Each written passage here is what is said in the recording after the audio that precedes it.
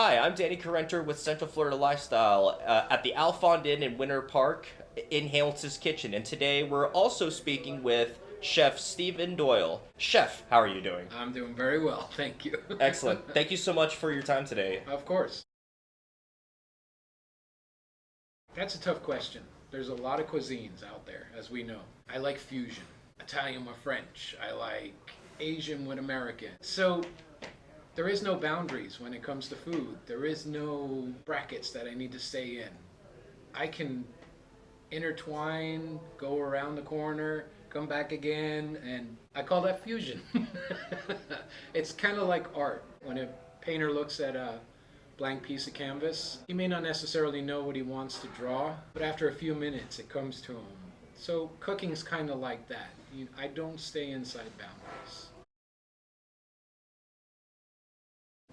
They said Shaq and Kobe. I think Batman and Robin. They have something that I wish I had. They have a brotherhood. They have a friendship. They have someone that they can rely on. They also have this telepathy. I remember one time texting Matt something and Neil answered for him. Answered exactly like Matt would. One picks up where the other left off. It's unreal. Like, it's a 2-for-1 for me. I remember sitting in the kitchen saying to Neil, I wish I had another one of you. And Neil said, I have another one of me.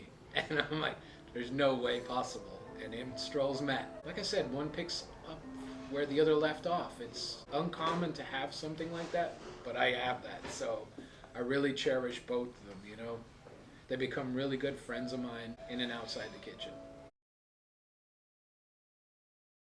It teaches you patience to explain yourself more. It teaches you that you don't have to hold on to everything, that you can release some of the responsibilities of the kitchen to them, in my case too.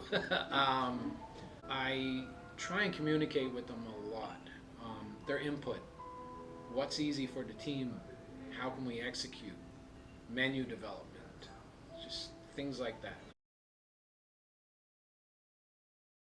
That's a long story.